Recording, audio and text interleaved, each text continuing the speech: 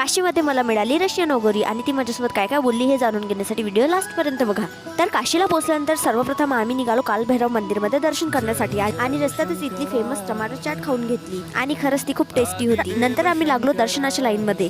Line तर खूपच लांब होती पण आमचे 15 ते 20 मिनिटमध्ये दर्शन झाले आणि खूप छान दर्शन झाले। दर्शन झाल्यानंतर लगेच निघालो आम्ही पायी दशाश्वमेध घाट बघण्यासाठी। आतापर्यंत ही प्लेस फक्त रील्स मध्ये आणि फक्त फोटोज मध्ये बघितली होती पण आज प्रत्यक्ष बघत आहोत। हा वाराणसी मधील सर्वात जुना घाट मानला जातो। तर दश म्हणजे 10, अश्व म्हणजे घोडा आणि मेध म्हणजे यज्ञ, तर असा याचा अर्थ। तर पौराणिक कथेनुसार भगवान ब्रह्मदेवाने भगवान शंकरजीच्या स्वागतासाठी दशाश्वमेध यज्ञ केले होते, म्हणून या घाटाचे नाव दशाश्वमेध घाट असे पडले।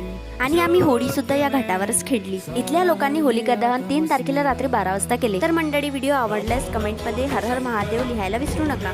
नंतर मला घाटावर ही अघोरी दिसली। नंतर मी तिच्याशी बोलायला गेले। तिला मी विचारलं तुम्ही कुठून आला, तर ती बोलली मी रशियावरून आली आहे। आणि मी तिच्याबद्दल काही विचारलं तिला, तर ती बोलली की मी सध्या सांगण्याच्या अवस्थेत नाही आहे। इथे प्रत्येक व्यक्तीचं एक वेगळं रहस्य आहे। लाईक करो, बाय।